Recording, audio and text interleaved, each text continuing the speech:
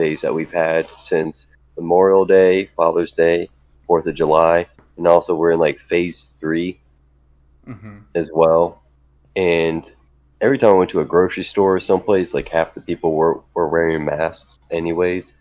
But Yeah. we still didn't have high numbers until recently, and that kind of correlates with, opening everything back up. Mm-hmm.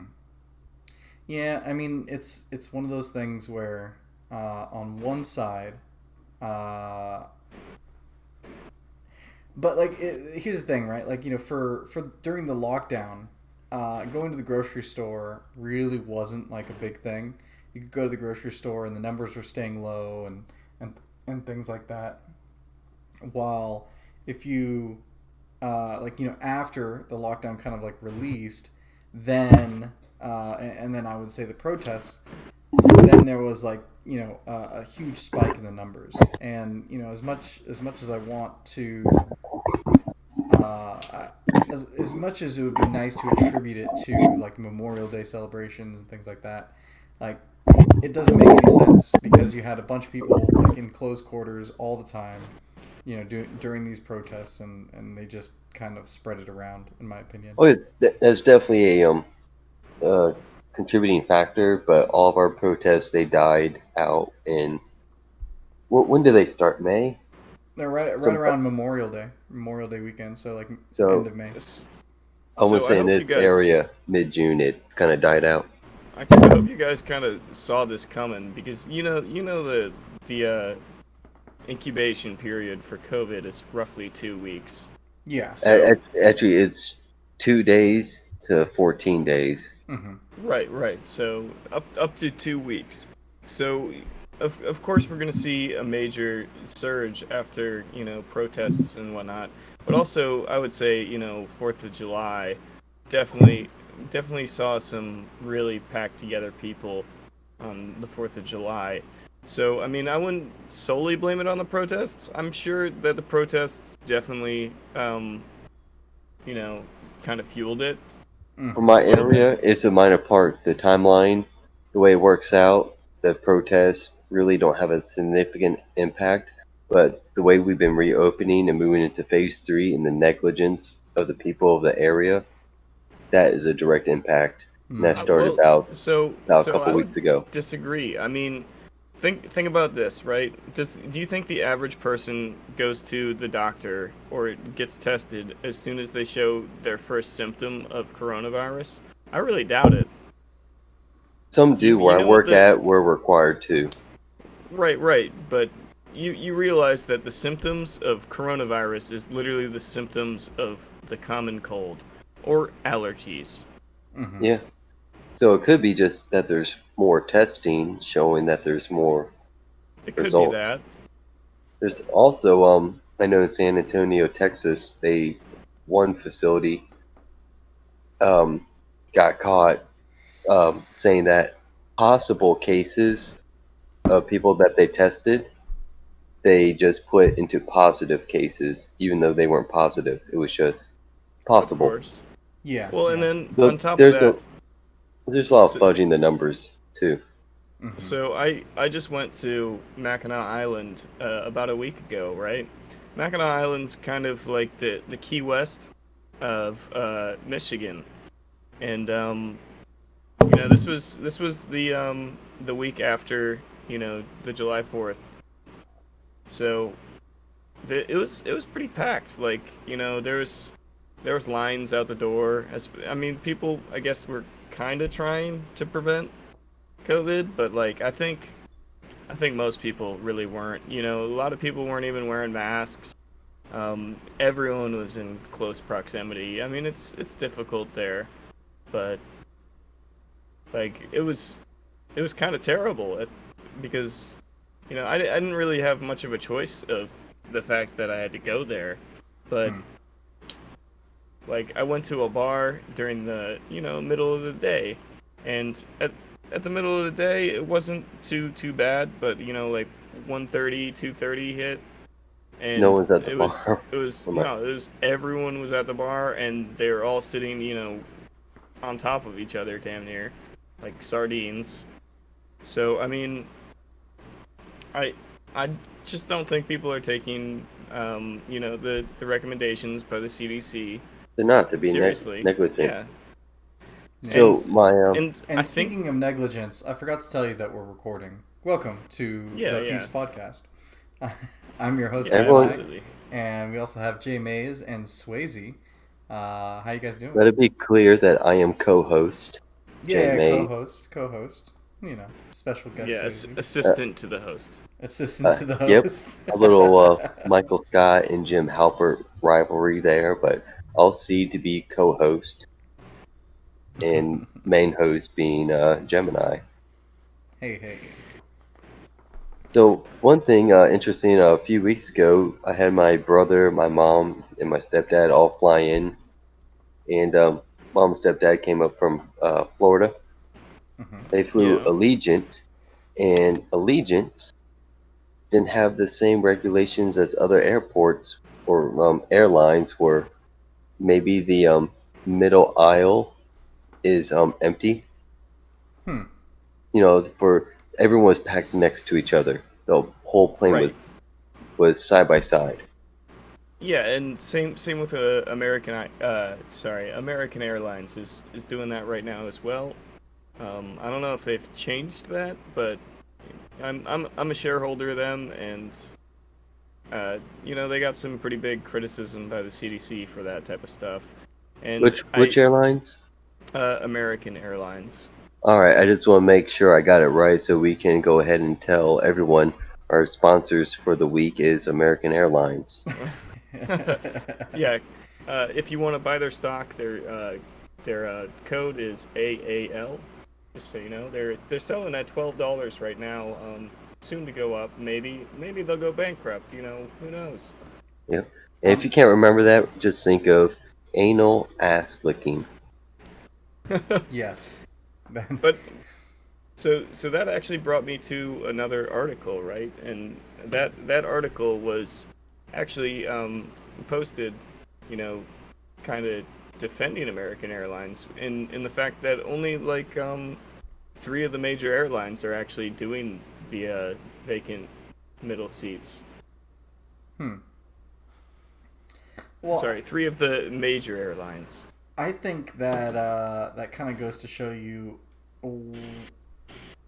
what American Airlines' bottom line is. Because if you think about it, if you can afford to not seat, X amount of people in order to safely secure people from taking your airline, you do it. So companies like JetBlue, or let's say Spirit, or let's say whatever airline you want to put in there, they are willing to sacrifice the loss of flying, at half load, as opposed to doing it from like doing it the American Airlines style, where they just pack everybody in and they'll just say fuck the bullshit. Right, So and yeah, go ahead.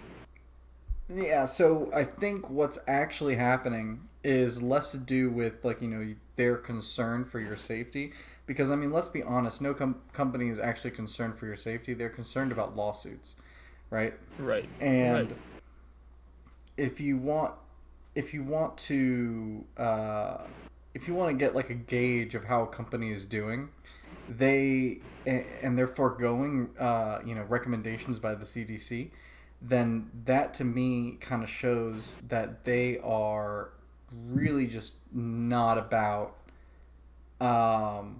they're really more after their bottom line than anything, because they know that they're hurting. And a Of lot of course. yeah, a lot of these companies, especially the airlines, they work on really really small margins, right? Oh yeah.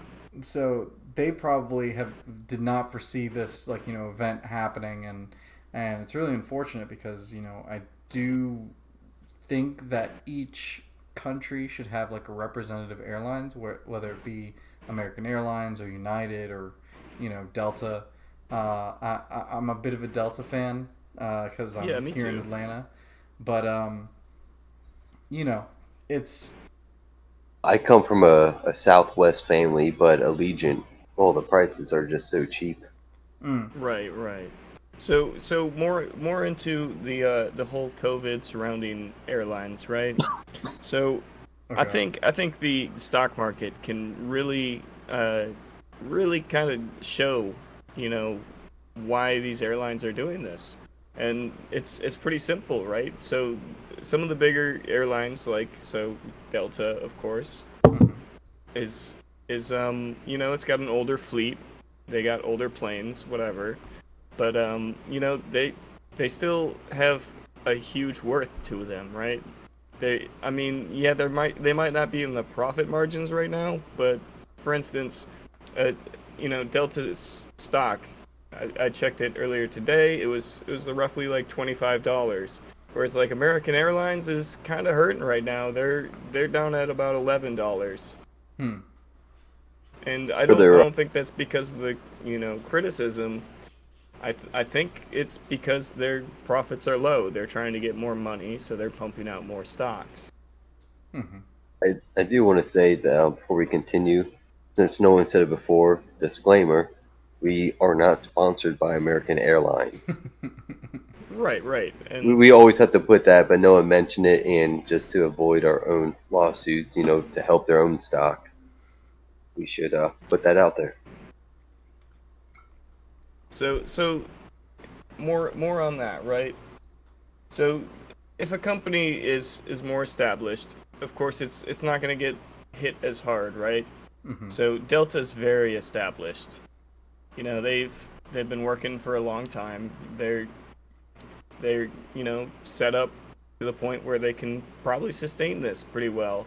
And then also, I will also say this, that I think that some of these airlines are gunning for bailout, and some of these airlines are just trying to, you know, just just get by with what they got right now. And you know, because there's no guarantee of a bailout. Now, I think it's highly likely that there's going to be bailouts because we do need airlines, and we can't just let them disappear. Yeah, and in this scenario, it's you know, the financial situation isn't from poor management, CEO choices, or anything like that.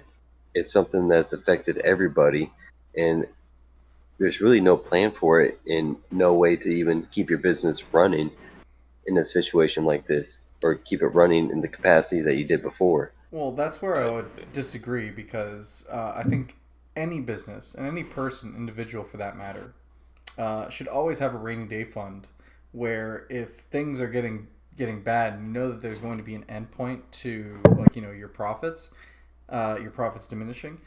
You should definitely have that in reserve. So, for example, like companies like Apple have something like $10 billion just chilling in a bank somewhere, or in multiple banks somewhere in Switzerland.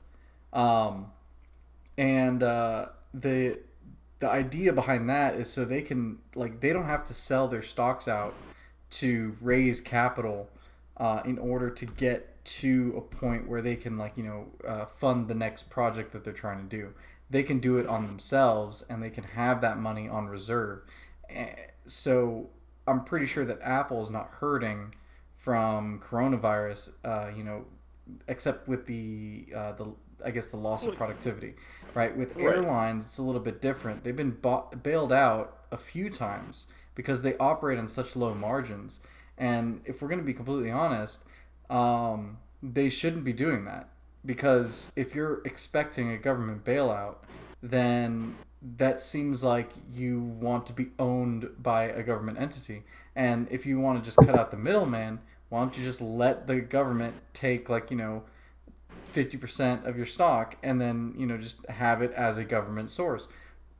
But what they're doing instead is they're anytime they fall into, like, a tough situation, they ask the taxpayer, hey, can you bail us out? After all, look at how, prestigious we are, or whatever we want to think. And it's like, come on, guys, like, this is money that I'm going to pay for at the, or my children will pay for because of all the debt that we're accumulating. Sure, sure.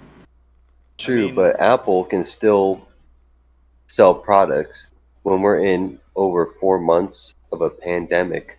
where it is strongly advised not to air travel and everything like that, then your product or service becomes almost obsolete. Now, people are still doing it, but at such a lower rate. Yeah, Sure. no, I get that, but once again, the rainy day fund should be there in situations when profit is lower than anticipated. Because the thing is that if I was going to start a business, I would be looking for I'd be kind of like gauging, okay, what is my company going to look like in 10 years time, and how am I going to um, facilitate through that time, and what are my emergency situations? Because in any situation, like for example, I'm pretty sure that somebody had on on the docket of whatever they were discussing, the CEO and the heads, okay, CFO.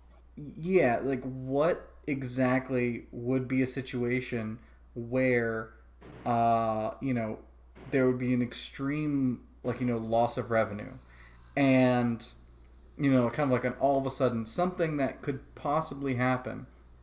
A pandemic I is definitely on the list, because that's something that happens at least once every every century. A pandemic hits, where it's like this. You look back through the years. You had the Hong Kong flu, you had swine flu, you had the 1918 flu epidemic. Everything, right? It's just kind of silly to me to have these airlines not think about these predicaments.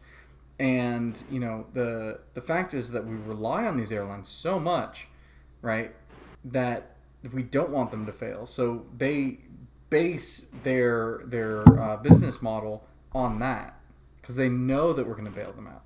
And that becomes a problem, because if we as taxpayers are going to bail out an airline without any benefit other than, oh, okay, well, we'll see Delta fly once again, or we see American Airlines fly once again, it just it just seems to me that it's a very stupid way to go about things.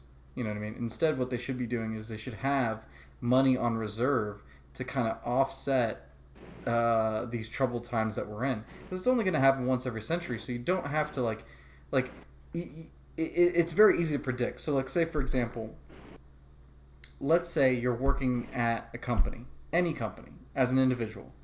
You're like, okay, I need, in order for me to be comfortable in my situation, I need to have about 6 months of money stored in order for me to in order for me to operate effectively. Because let's say for instance I get fired, or I get laid off, or something happens, I have that fallback money, so I can go ahead and look for another job. You know what I mean? But the companies aren't doing that. They're operating on such low margins that they're like, okay, well, we don't care, we'll just have the government bail us out. I So see what you're saying there. So instead of what I was saying before would be contradicting what you're saying. So I want to change my thought on that, where they're operating and something happens to where their service is pretty much shut down. That's not their fault. What should have happened was they should have made plans and had the reserves set aside, so if something like this did happen, just like 9/11, the airlines were pretty much shut down and they couldn't get much revenue because people didn't trust them. But you Mm. still have that money reserved for an occasion like that. So that goes more into the management side and choices by your CEO, CFO, and other board of directors, Yeah, no, and how you.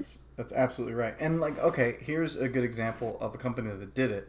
So Coors has been around since the 1800s, right? Coors beer, right? They in 1919, the 19th or 20th Amendment passed, and that was a prohibition on alcohol within the United States. And they operated in the United States. So you're like, okay, well, what the fuck do I do? We're Coors, all we do is make beer. So, during that time, they decided that they were going to make other products. So you had Coors Combs, and Coors like hairbrushes and things like that. They were selling other things, right? And they kept afloat for the duration of prohibition, right? They didn't ask for a bailout. It wasn't, and you know, that would be, in my opinion, the time where you do ask for a bailout, because it's something that the government has done to you to disrupt your business. So essentially, they didn't ask for a bailout. They got through it, and then once prohibition ended, they came back and they're like, okay, well, we can sell beer again. Let's go ahead and do that because that's what we're good at. And they're still a pretty good beer manufacturer to this day.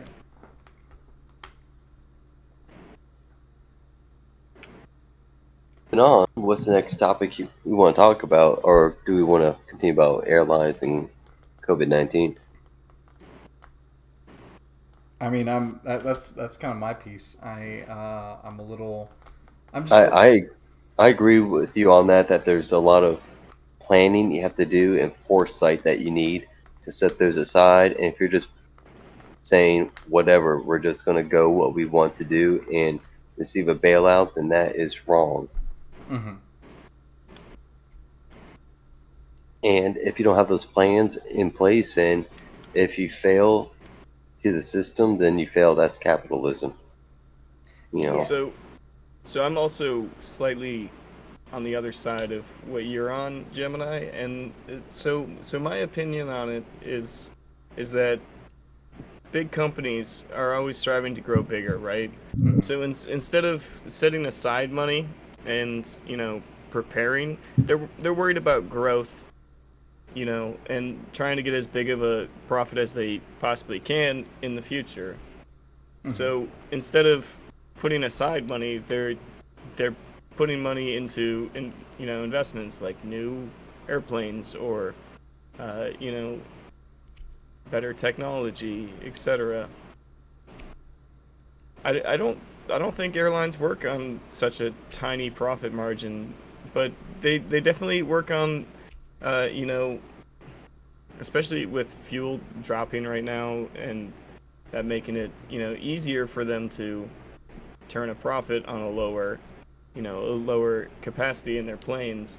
But at the same time, they see how much money they can make with the low fuel costs and, you know, the current economic state, that I can understand why they'd do this. You know, I can understand why they'd have uh, everyone in there. If people are willing to buy, you know, where or tickets from an airline that's willing to have it open, you know, the middle seat.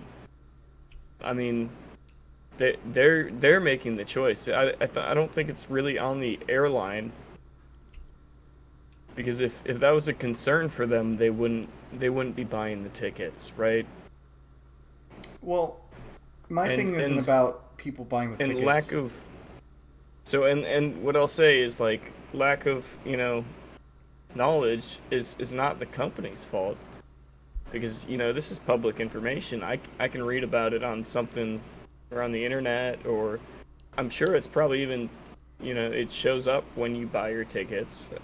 So it's not like they're getting hit with a fucking surprise that, oh yeah, you're not gonna, you know, have social distancing.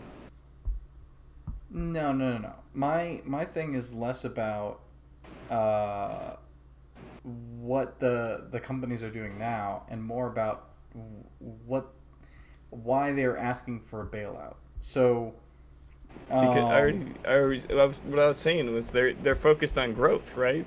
They want to make as much money as possible. They want to increase their profits. So when a pandemic hits, they were focused on profits. They weren't focused on saving money for a pandemic, mhm. because, I mean, why would they? They're still, like, all of these companies are trying to grow and make, you know, make huge changes to the point where they can profit more.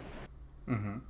Yeah, but And then that should not hinder you from a worst case scenario situation. Because like the thing is that it's the only thing that I'm asking is, okay, if you're a business, if you're an airline, and you see a pandemic coming, Well, that's the And thing is, do they see it coming? well, it's not like something that's like you don't have advance warning. What it is like, governments are acting because there's a pandemic. Okay, here's what we need to do, and like we can predict how pandemics happen, right? Pandemics, of large scale like this one is something that happens once every century. So, in let's say, early 2000s, they're like, hey, we're kind of overdue for a pandemic. What is the likelihood that this thing will happen again? Okay, well, we had SARS and swine flu and avian flu, and we had MERS, and we had all these kind of pandemic potential systems that were going to hinder the airline industry.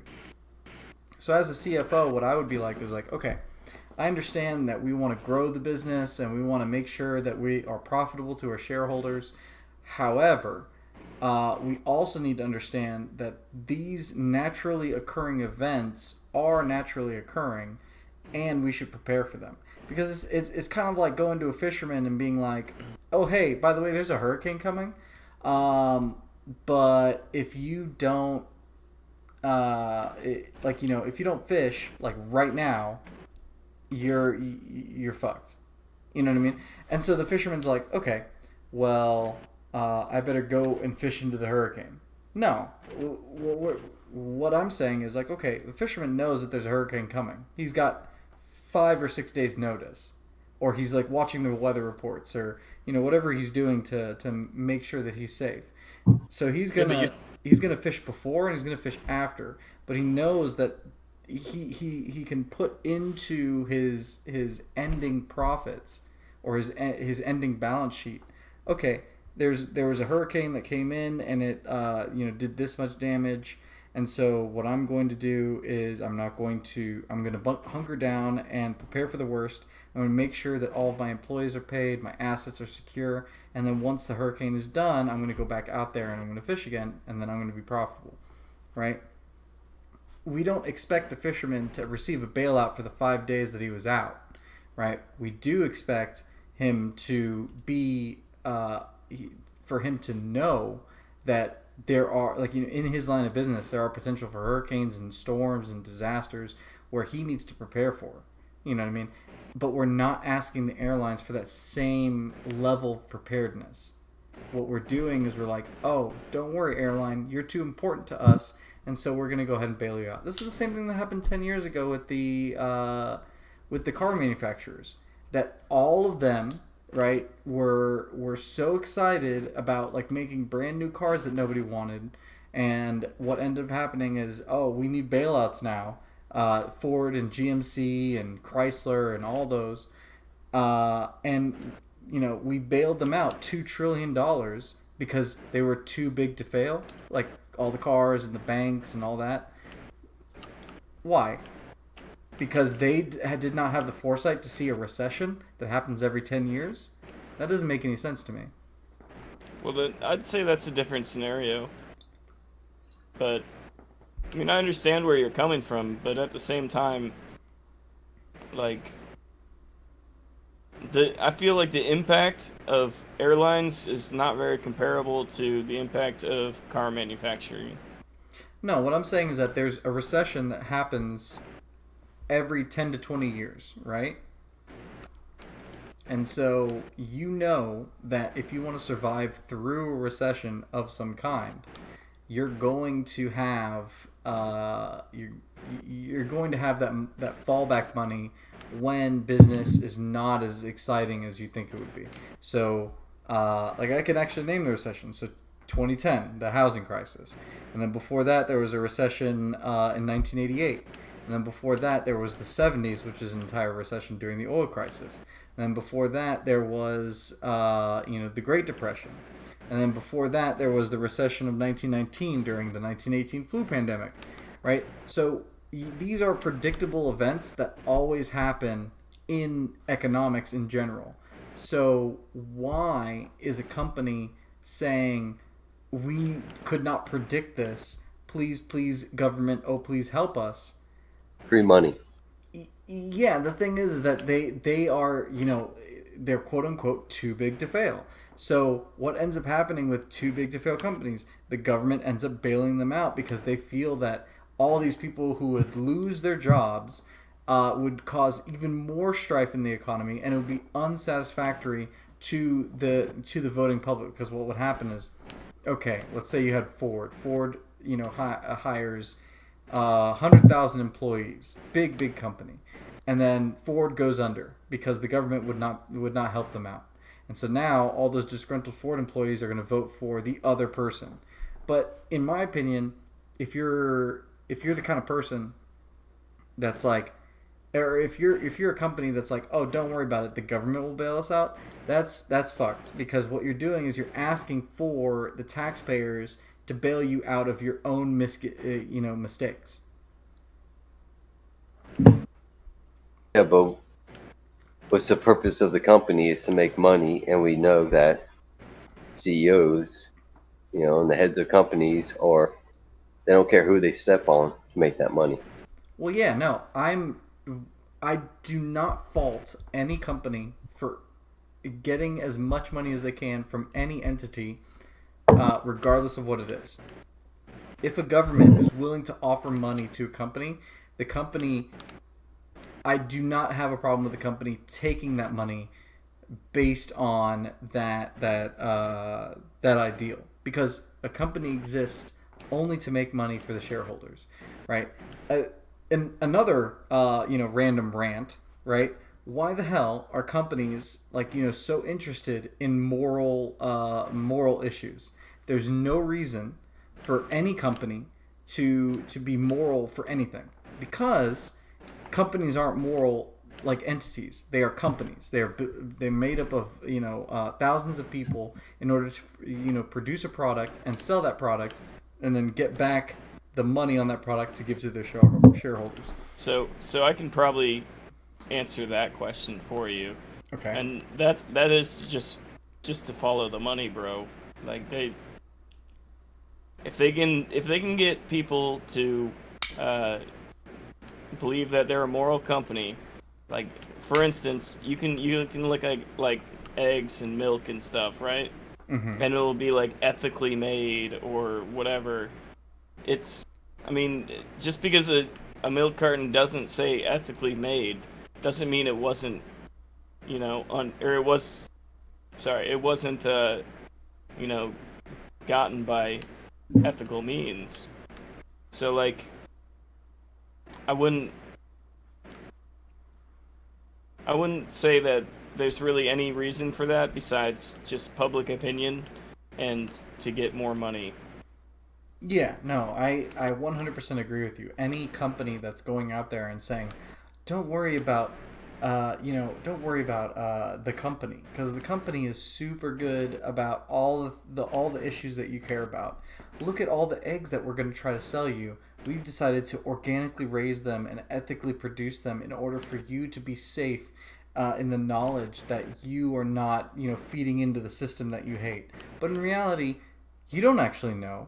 There's the only thing that says, the only difference between organic and non-organic products is that there's a little label that says organic on it, right? Well, There's and like which pesticides they use, which some organic pesticides are generally worse than inorganic pesticides. Yeah, no.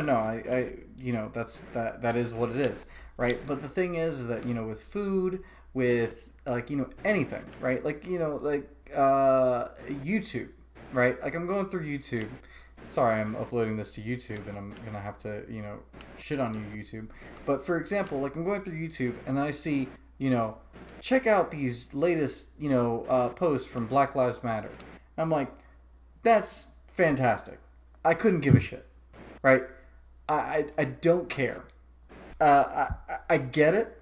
I understand, and there's a whole different topic for for George Floyd and that whole situation that I don't want to really get into, but it's not YouTube's obligation to teach me about the strife that the African American community have in this country.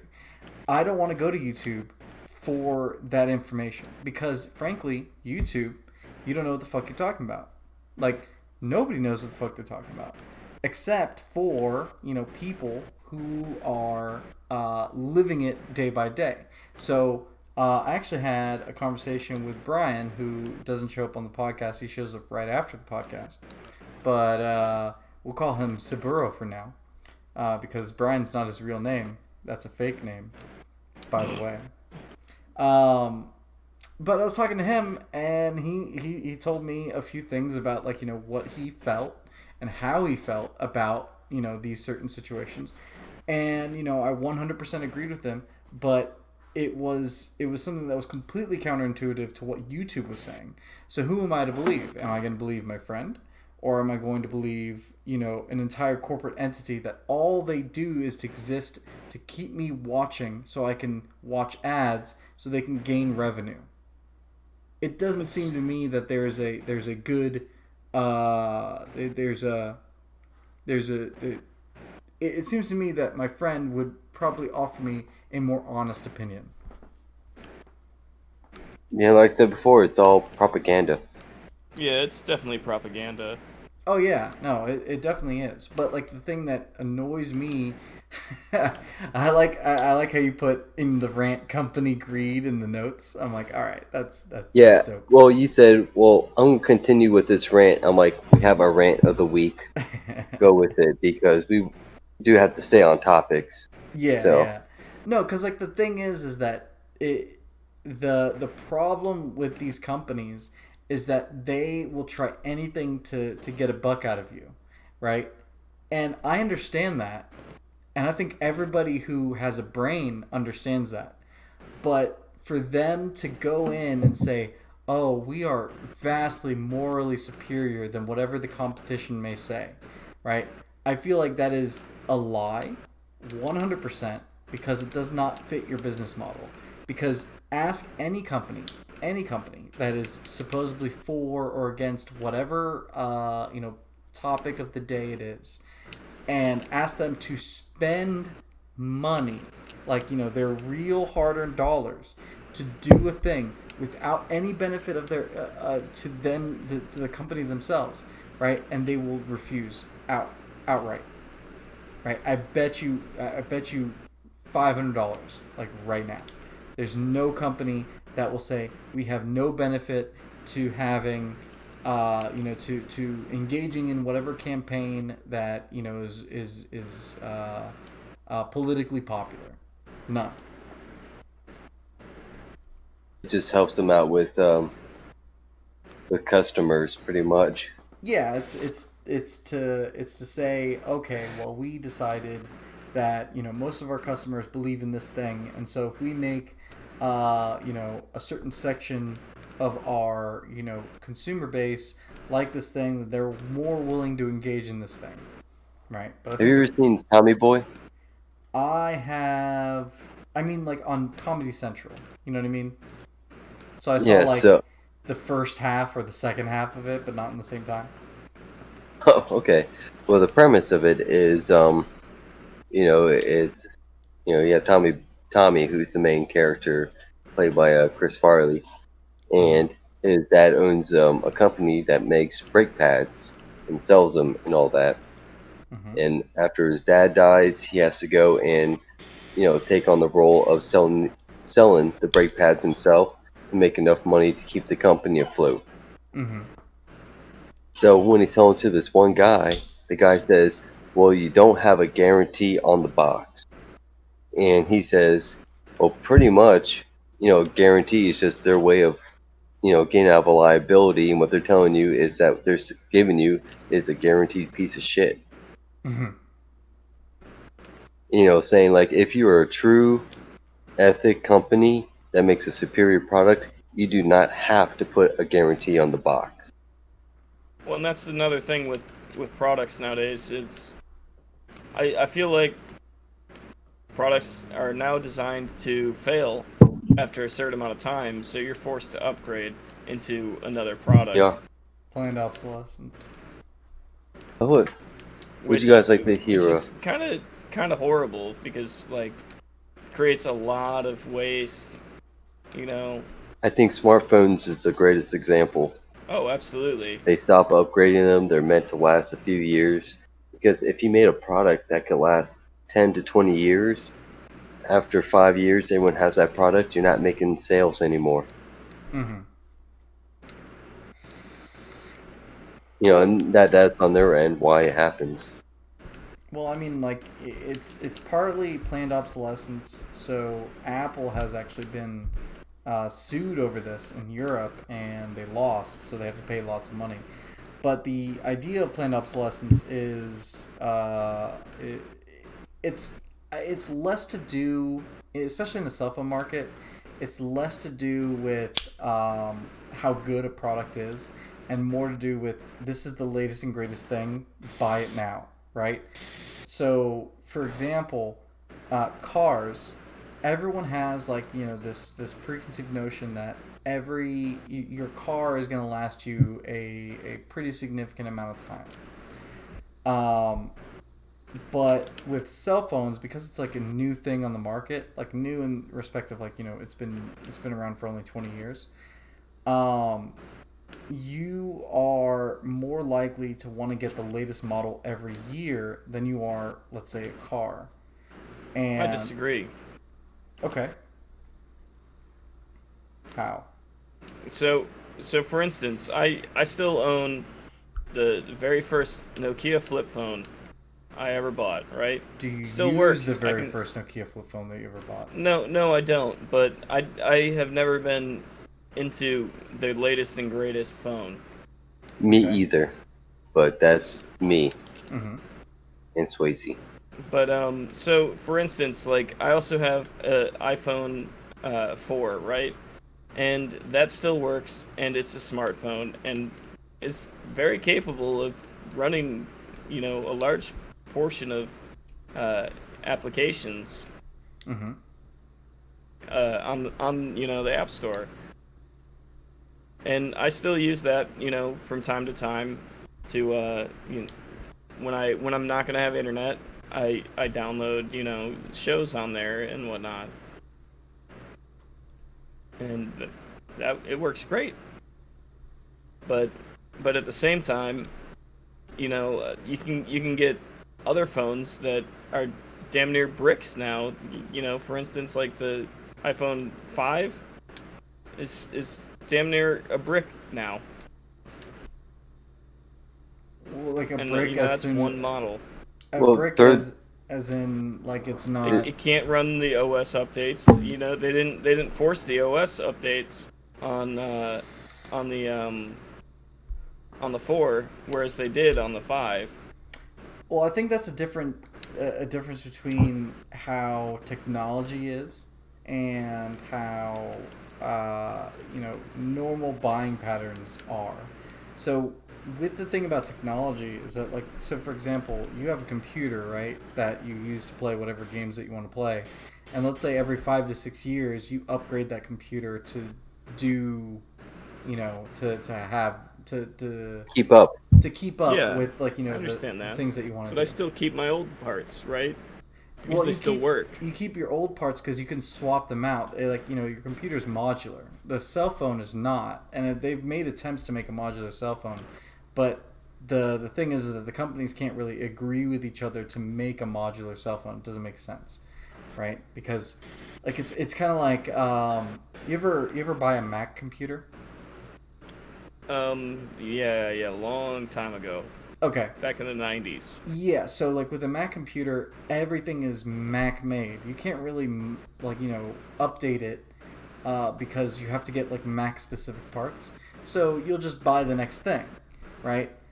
With a PC, you can swap out. Okay, motherboard is slow. Let me go ahead and swap it out for another motherboard. Okay, First, all of these things are compatible with the motherboard, so let me just swap. Like, let me just switch that out real quick. Oh, my CPU's going bad. Let me go ahead and swap out my CPU. You can keep on doing this indefinitely because all of your parts are modular. With a phone, everything is one package, so it's really hard for you to like if you have a phone, you're like, oh, my camera's shit. Okay, Well, what do you do if you want to get a new camera? You just have to buy another phone. You know. Yeah, I get that. It's it's marketed that way because they do sell parts, and there's really not any innovation uh, that is publicly shared to the point where a company can just make CPUs for phones. Bless you. Thank you. Yeah, well, I mean, like the that market specifically is not going to do that because you have like Samsung and they make their Samsung phones, and you have LG and they make their LG phones. Like the operating system. Actually, the operating system isn't even that modular. You can't swap out an operating system for another operating system. You only have themes because everyone is opted into Android or iOS. Like those are the only two things that you can do. And then To with jailbreak it, well, or even is if you that not a thing? even if you jailbreak it, like the way the technology works is that even if you jailbreak a thing, you can't put iOS on an Android phone and vice versa. You can only, you know, mod your Android base because like the internal components and the way the internal components work, they only work for the software that is written for it, right? And as there's like a whole like other deal that goes on with this and the reasoning why this happens, um, but I don't really want to get into it because that's like a whole like section of computer science, so it's kind of weird, but there's a reason for that. Whereas cars is a little bit different.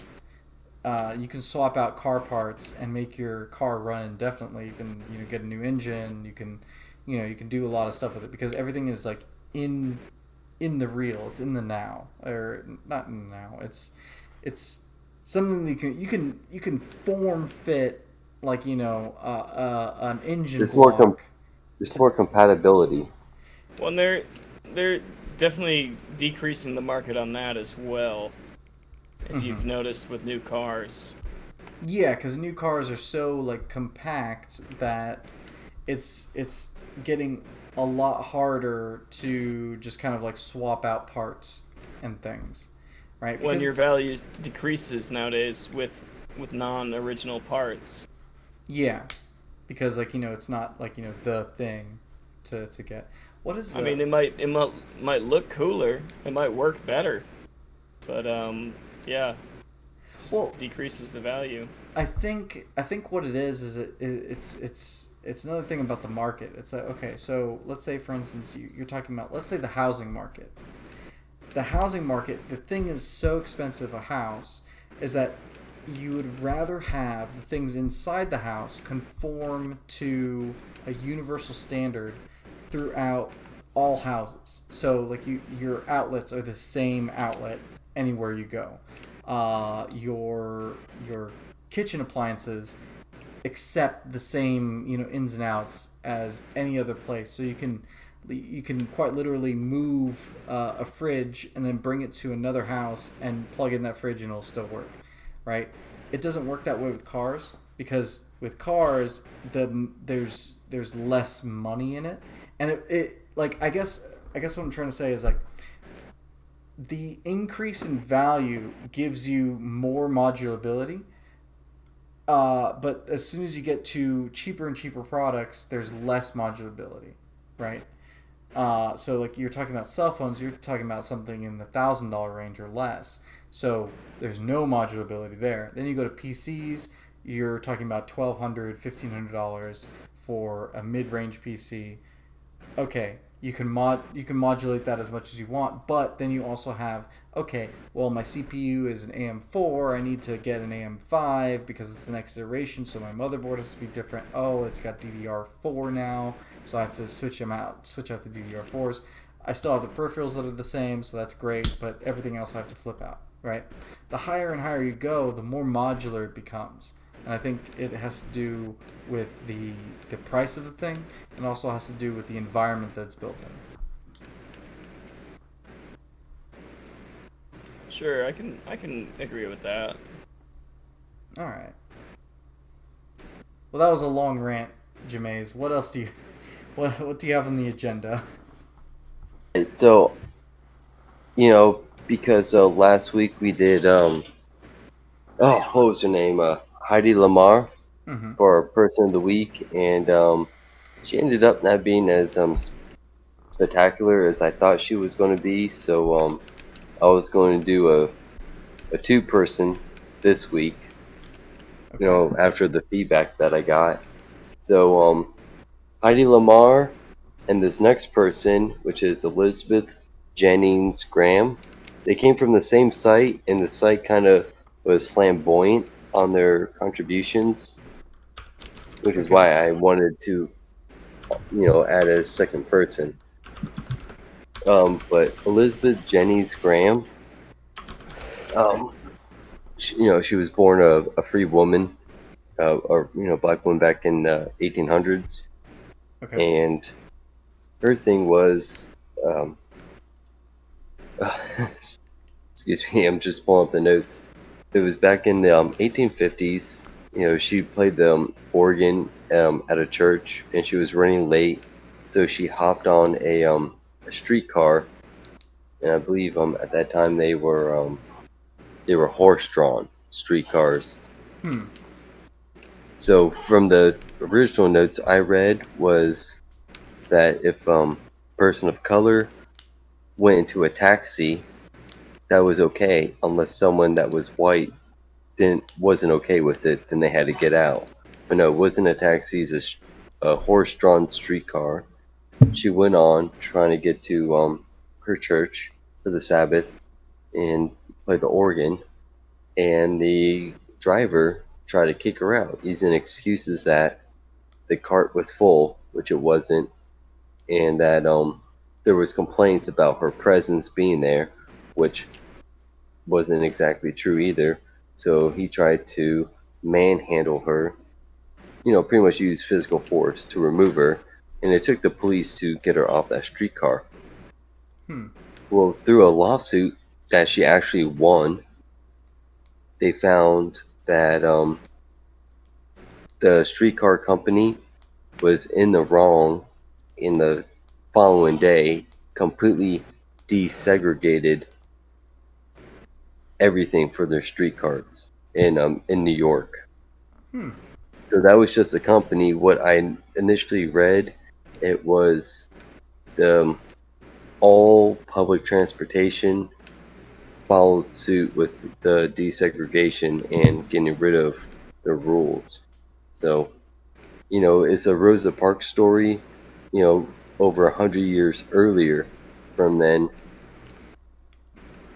and so I thought it was just really cool. 1850s Civil War was when was Civil War? 1861 to 1865. 1860. So this is before the Civil War, and this is just a copy of the Civil Rights Movement, just 100 years earlier. And what happened then, it spread to some of the other places in New York and things like that. So I thought that was just really cool. And side story, listening to this one, it's called BIN, Black Information News Hmm. radio station. They said that when Rosa Parks was removed from, the bus for refusing to go to the back, the same situation happened a little bit earlier with a woman that was younger, about 19 years old. But with Rosa Parks, I believe they said she was part of the NAACP, Hmm. and she had a foundation there, so they use her as more of a spokesperson for what happened. Okay. So are you So, saying that Rosa Parks was Rosa Parks because she was a member of the NAACP, while this other person did not get the clout that Rosa Parks got because she was not a member of the NAACP? yeah, and I wish I remembered her name, but it's these situations. Rosa Parks was not the first, and it's just to shed light that this has been going on for over a century before Rosa Parks, and even in her time, it was still an ongoing battle. Hmm. So I thought that was really cool. Um, the next person.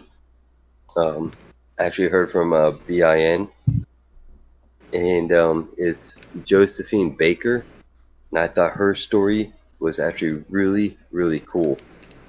So she's American born, but her life is pretty much focused around France. Hmm. And without getting into a lot of details, pretty much what she was a entertainer. She was in movies. She was actually the oh, excuse me, um, the first black woman to star in a major motion picture back in 1927. The film being Siren of the Tropics. And Hmm. I believe that was in Europe. And, she made France her home, so she was a well-known entertainer over there. She has been noted as by these names: the Black Venus, Black Pearl, Bronze Venus, and Creole Goddess. And Hmm. if you look up her picture, she's really absolutely beautiful. Yeah, she can get it. Aside from that, what I found was the most awesome thing was during World War II, when France was resisting Nazi occupation. She was going to these social gatherings and gathering information about the Germans and the Nazis, writing it down and stuff. And I believe I'm stitching this information in her clothes and Hmm. giving it to France. Hmm. So she was acting as a spy for France, but as a civilian, Hmm. and had a Interesting. huge contribution in their military tactics for defending themselves against Nazi Germany.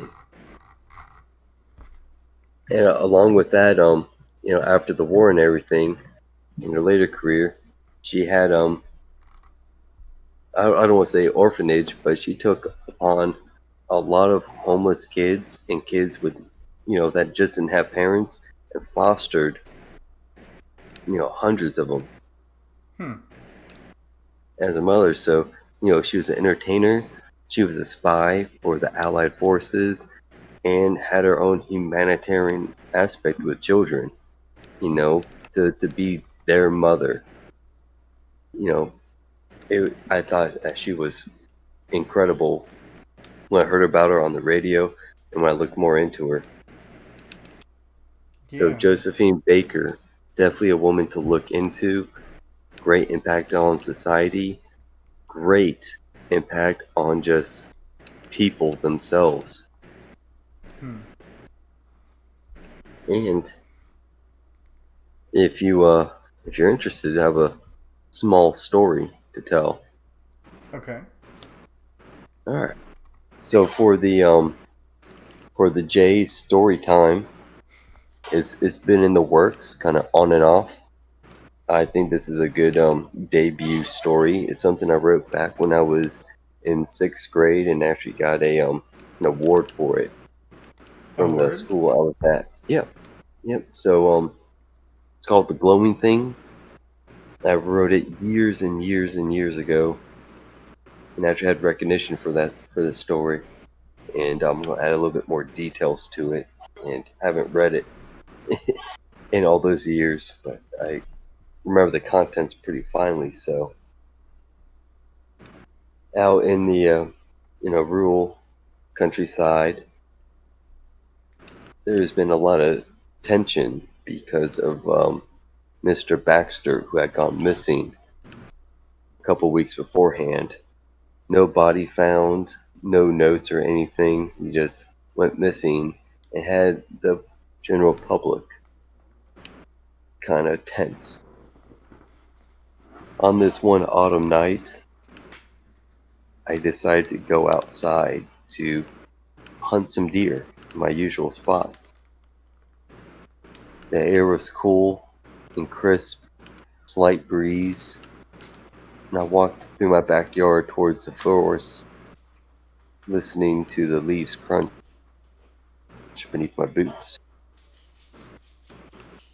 As I approached the edge of the woods, caught myself beside a deer, so I quietly crouched beside a tree and aimed the sights of my shotgun towards it. The deer ran off before I had a chance to pull the trigger. So I walked over to where the deer had stood, just to kind of glance in admiration of the beast I was about to take down. And the moment had passed. All of a sudden, through the trees, I saw a glowing orb several meters away, just floating about 5 feet off the ground, with two other orbs side by side to it. I had no idea what it was. So, as stealthily as I could, I crept towards it until I had a better look. I saw a face that was glowing with two black circles where the eyes should be, and one elongated circle where there should be a mouth. I realized the two side orbs were just hands. Next to it, it was cloaked in black garments. Not understanding what it was, I decided to flee the scene, head back home, and notify the authorities. As I turned away from it, it appeared right in front of my face. At that point, my heart raced. Sweat poured down my face, even in that cold autumn night. I had to turn around and just run. And I ran as if in a dream where my legs weren't moving, and I felt like I wasn't getting anywhere.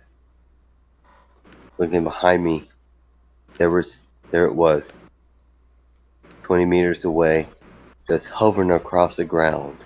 The rocks, the roots, the hills that I had to lunge over, it just glided over without a sound. What felt like hours of escape was only mere seconds until I tripped over a root myself and fell face first into the ground, making a ruckus among the leaves. In my haste, I turned around in a panic to see that it was gone. Felt my heart pumping out of its chest. Clenched it, trying to steady myself, thinking, what was that? Was it even real? Was it me? Was it my own thoughts and imagination, or paranoia from the disappearance of Baxter? I brushed it aside. Nothing like that could be real. It was a full moon. It must have been a trick. Maybe the reflections of a spider web in front of my face that I had not noticed. Laughing to myself at my silliness, I crawled over to the creek nearby that I had known since I was a young kid. I went ahead and took a scoop of water from it to splash my face, run the cool water across my head and my hair, pull it back. Found my focus. My head took a scoop of water. I took a nice long gulp from it from my hands. Quickly spit it out. It was oily and metallic. I couldn't understand it. But looking at my hands, the water was red, thick, blood. My heart beat more as I had looked all around me, and upstream of the creek, I saw a black lump that I had not noticed at any point since I lived here. Crept over quietly, searching all around me, but now the glowing thing stuck in my mind, the paranoia drawn on me. As I approached, I noticed it wasn't just a black lump sitting across the creek. It was a body. My heart beating, 1 second. Eternity. I pushed the body over to look at its face, expecting Mr. Baxter to look at me with his cold, soulless eyes. And I was starting to see that it was my face that I looked at. I quickly breathed in and stood up. The blood rushed to my head, and as I turned around in slight dizziness, there it was, the glowing thing. I went ahead and just shot blindly, not knowing what I was doing, and just out of instinct, and there it dropped on the floor, cold as dead. My shotgun. I walked over to probe it, and upon examining it, there was nothing there but a black cloak. I didn't know how to explain it, but I knew it was evidence, so I stuffed it in my pack. That way I can have the authorities examine it and figure out what was going on. Within my pack, I felt it is time to go home. It's time to get out of here. There's no way I can remain here anymore. The hunt was over, but it wasn't. The deer had fled long ago, but I was the prey now. I fast-paced myself to the edge of the woods, trying to get back to my home, and behind me there was the glowing thing in full sight, just like a human. Body pale white but blinding, more than what I can imagine from staring at the sun. But never stepping, never making a noise, just gliding towards me. So slow, but still faster than what I could run and sprint. As I made it through the woods, I climbed to the top of the hill where I could see my house, and at that point, I fell down. From exhaustion, from panic and fear, I could not move. And I went black. Upon waking up in my room, my heart was sudden, almost stopping. I clutched it and whipped the covers off of me, jumped out of bed. I looked around and realized it was just a dream. I looked out the window of my bedroom, out to the backyard, to the edge of the woods. I looked at the hill that I dreamed about falling down on. A sigh of relief. It was just a dream. It was still morning, still a good time to go out and hunt, look for deer as they began to feed and drink their water, but no predators are around. On my door on the hook was my backpack I usually bring with me. I grabbed it and felt a little extra weight. Looking inside, I found a cloak and a shotgun shell. At that moment, my closet doors opened, and there was the glowing thing. The end. Wow. Wait, so you wrote this in 6th grade? Yeah, some of that was improvised, but a lot of it stuck true to the main story. Ah, okay. Swayze, what'd you think? I thought it was pretty nice. Yeah? Hey, you should be a poet. I've written a lot of poetry and short stories and stuff like that. Ideally, I would love to be an author and write for a living. That's what I'm not right now, but for Jay's story time, I figured let me pull something from my classics that is complete and known to be true. The glowing thing is known to be true? Like you have glowing things whenever you go out hunting? Well, I meant true as a good story. Ah, okay. That makes sense. Yeah, I can do it. No, that was good. I liked it. Thank you. Uh, So, what's up? there was something I wanted to bring up last time. Okay. Might be good now. It was supposed to be good when Waffles was here. Yeah. You have parents that have pretty much like their secret deals and stuff like that. Like, hey, if you need this done, I know a guy. Okay. Like, kind of almost like they're not Duke, but maybe they are Duke. But like me growing up, I played football. My brother played football. My mother was the team mom, and a lot of the fathers were, you know,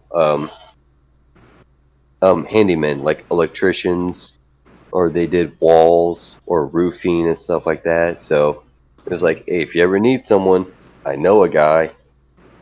So your mom knew a bunch of handymen? Well, yeah, they were all parents of the That kids that sounded played like a sick football. joke.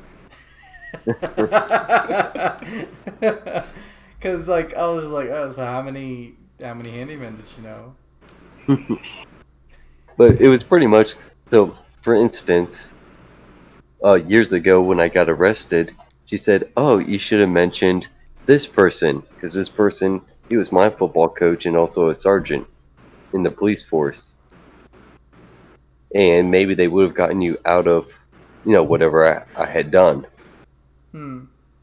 So pretty much like if you need anything, I know a person that can take care of you, type of thing. But they treat it like a secret or like their own, own little thing. Like I have my own personal electrician, so if you ever need an electrician, I got you covered, Yeah, I type of mean, thing. so like networking is what you're talking about. I guess so. But just Yeah. the way my mom put it out, it was like almost like a secret. Like don't let anyone else know, but I know a Hmm. guy. Yeah, I mean, people network, and that's how deals are formed. So if you have, you know, a good interaction with someone, they might be inclined to, help you out later. Oh yeah. Yeah. And with more, more experience in life, you're gonna have more people that are willing to, help you out. And If I if you thought play your this, cards right, of course.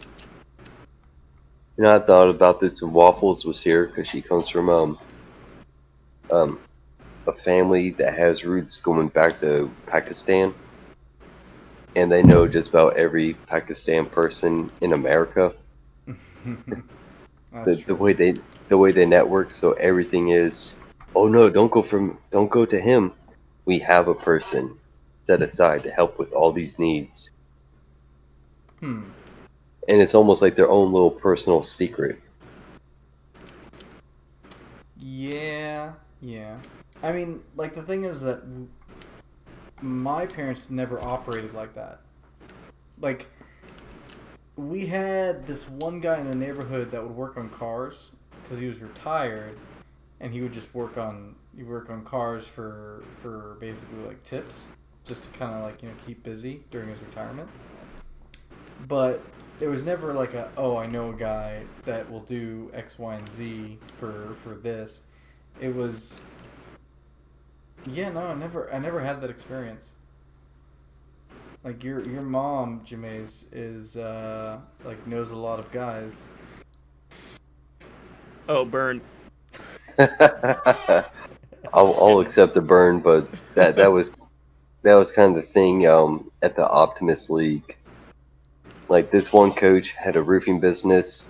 No matter like with Pee Wee football and going through all the different weight divisions, everyone knew this guy that could do roofing. A lot of people knew that this guy does electrical stuff. This guy's a cop, fireman, and stuff like that. But they all kind of kept that as their own little secret. I was just wondering if that was the same with you guys. Yeah, no, I didn't really have that. What about you, Swayze?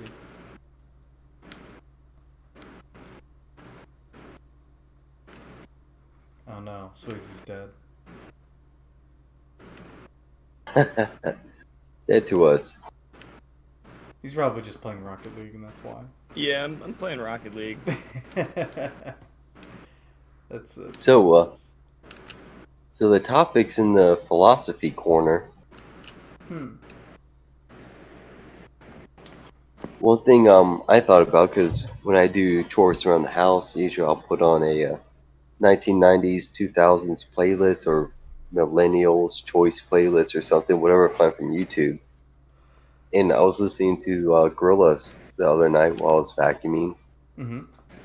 and I thought, are they considered a rock band or techno?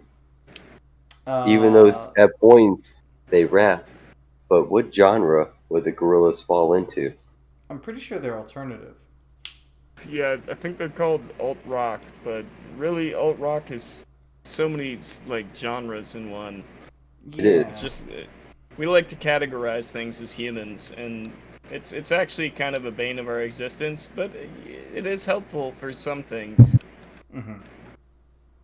So when I was thinking about it, I was thinking, are they rock or techno was my main thing in my head. When I thought they couldn't be techno because they actually use actual instruments, Well, I mean, or even if they don't, if it's techno does not synthesized, mean that you can't use instruments. Techno is just an electronic sound. It's a synthesizer. It's a synthesized sound. But usually yeah. there's a keyboard involved somewhere. So if there was a keyboard to make beats and everything in the music, Mm-hmm. like in Gorillaz, I think a lot of it is synthesized. Would it be considered techno, or since techno uses more synthesized noises that instruments don't replicate, is it classified as a different genre of music, separate from it? No, because okay, so techno is in and of itself it is a genre of genres because you have inside techno you have trance, house, dance, EDM, Yeah, acid, industrial, sort of. Like there's a bunch of different subgenres within that genre. Techno is just kind of like the all encompassing electronic music genre, where rock is the all encompassing. You have you have your guitarist, you have your bassist, you have your drummer, you have your singer, right? And then any kind of combination of that you can add or subtract whatever you want. Um, so as far as Gorillaz is concerned, I know that Gorillaz is a side project of the lead singer of Blur. So, is it Blur or Blue? No, I think it's Blur, right? So like he's just kind of experimenting with the Gorillaz and then just kind of kicked off. So, I I want to say that Gorillaz is just kind of, I think on purpose it's like kind of like a genre defining like band. So I mean you can classify it as techno, but you can also classify it as rock. But I think it's more techno than it is rock, just because they implement different things all the time. that was one thing I thought about, Mm. and one argument that popped into my head while I was vacuuming was, what about rap? Because all most of that is all digital, all from synthesizers. Well, Would that mean rap is different because what you're doing is you're rhyming to a beat, right? That's the whole purpose of rap. And then within rap, you do have different genres as well. So anything that is rap is the art of you know basically just like kind of like rhyming and timing to the beat. There's a different way about rap than you would have with any other genre. And you know, to be fair, I'm not a big rap guy. Like I think the latest rap that I've actually listened to is probably like early '90s hip hop, and that's kind of where I bow out. I'm not into the Doesn't new stuff. every song do that? You sing to a beat No, no, it's not and singing. rhythm. You're rapping to a beat. It's unique in the way that they do it, right? Well, So in the Gorillas, let's say Feel Good Inc. They do have a rapping portion on it. yeah, because you have a rapper, right? There's a rap is a person who does like the specific, beat or not beat, but like so you can rap to anything, right? As long as you have a beat, you can rap to it. Right? Rap is the spoken word portion of the song that you're not singing because you're kind of like speaking. Gotcha. It's a bit like a slam poetry session, right? Because you can get a lot of slam, like you can get a lot of like poetry aspects of rap and vice versa, right? But How singing about is you're R trying to and harmonize.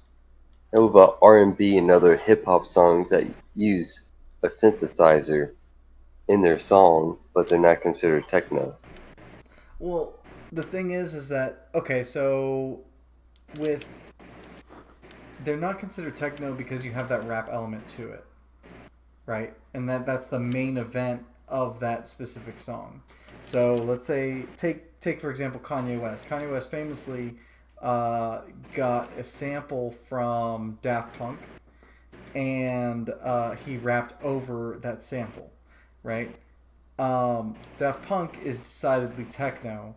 Kanye West is decidedly rap, but the song that he created is decidedly rap because it takes the form of he modified it because he was rapping to the beat that Daft Punk created.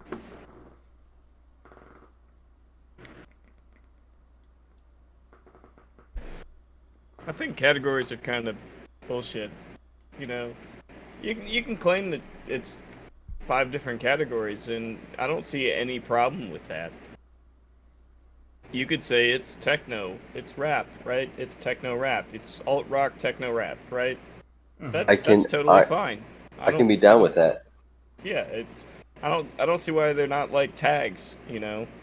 On YouTube, you look up fucking I don't know, Let's Play Minecraft and like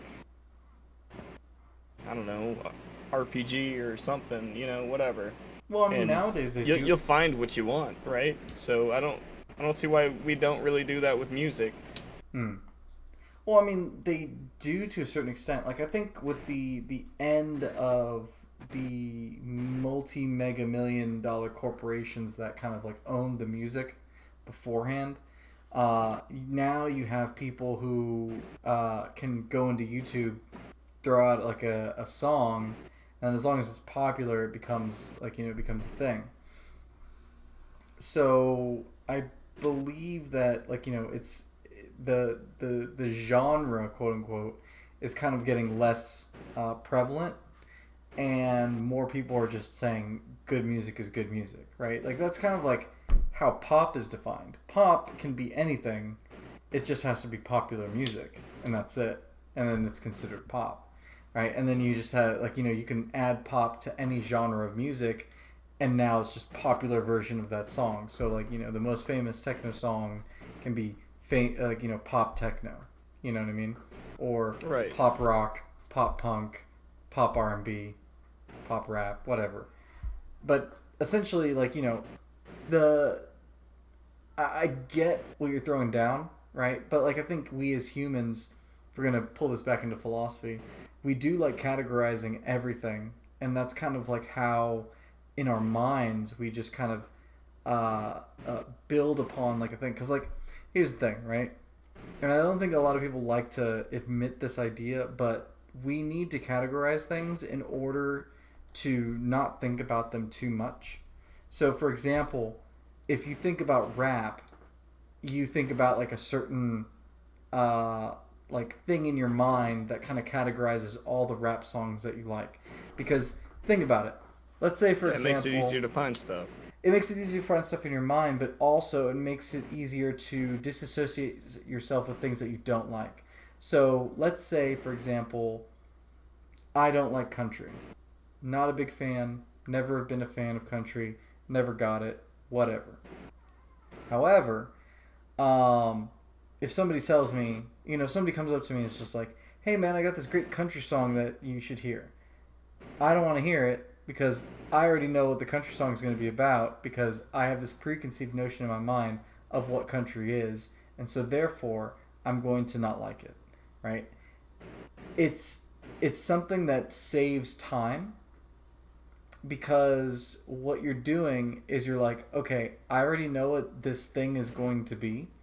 And so what I want to do is I want to not get into I don't want to, waste my energy trying to do this thing. And then it also helps with, like, let's say, for example, you don't like Brussels sprouts, for example, right? Yeah. If you have, like, a Brussels sprout dish that you're presented with, you're going to automatically be like, oh, I remember the last time I ate Brussels sprout anything. It was terrible. I'm not going to eat this, because I don't want to experience that negative experience ever again, right? It's just the way that we're built on and how we kind of operate within the world, right? So categories, although you may think that they are bullshit, they are important because what you end up doing is you end up saying, okay, it's like this. I might be more inclined to listen to it than to if it was more like another thing. I just don't think we should over categorize things, right? So, like, a song that has features of different genres, why can it not be multiple categories? That's all I'm saying. Oh, no, I'm not against categorization. I'm just saying, like, why do we have to limit stuff? That's all I'm saying. Like, why would we, say that Kanye West's cover with Daft Punk's soundbite or whatever, you can easily call that techno, you can easily call that rap. Why isn't it both? Well, because like you go on Spotify and it'll say it's this genre, right? Even though it's multiple genres. Well, okay, so this has to do with how computers work and then how, we operate as humans. We as humans can operate with the idea that, let's say, Gorillaz is not only rock, but it's also a little bit of hip hop and it's also a little bit of techno. We can operate with the assumption that all these things are mutually exclusive. Spotify or any music aggregation service that you have can't do that because what it wants to provide you is it wants to provide you with a listening experience based on your input. So let's say, for example, you want to listen to rock stations. Then in order for you to listen to a rock station, you have to get everything that is classified as rock. And if there's something that kind of bends the definition of what rock is according to Spotify, it can't really do that because of how the algorithm works. It's like, okay, it's rock, but it's also pop punk. Does this person want to listen to pop punk? We don't know if this person wants to listen to pop punk. I kind of agree with that, but at the same time, we have the ability, I think it's called crowdsourcing, where someone's like, for instance, you go to a restaurant, right? And they sell Mexican food, right? But they don't only sell Mexican food. They sell different foods, right? Google will ask you, for instance, that, oh, do they sell this specific plate? I don't know if you guys have used, Google on your phone for, I believe it's the Maps app, right? Yeah. And they ask you the it questions. Asks you those questions, and it'll take that advice and throw tags on said place. For instance, this is a wheelchair accessible restaurant, etc. Yeah, but the reason why it's asking you these questions is not because it's trying to it's basically trying to feed into a machine learning algorithm that will generate specific requests and responses. So the whole idea is big data, right? And this is a whole other thing with computer science, which is a bit of my wheelhouse. But the idea is if we ask enough people enough questions about things, we can present a person that's looking for a specific thing with the most amount of data we can possibly give them, right? So when you're being asked, is this place wheelchair accessible, and more people confirm it, then they can with confidence say that this place is wheelchair accessible. Um, but relating back to music, you can have your users at oh, is this pop punk, is this rock, is this techno, is this rap, is this X. You can do that. However, because of the subjectivity of how music is, a lot of people will disagree. So for example, I could ask, do you think the Gorillas is techno, or do you think it's rap?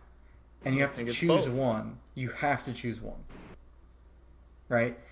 So you choose one. You're like, oh, it's techno, and then 40 other people are saying, oh, it's rap, and then another 20 people are saying, oh, it's techno, right?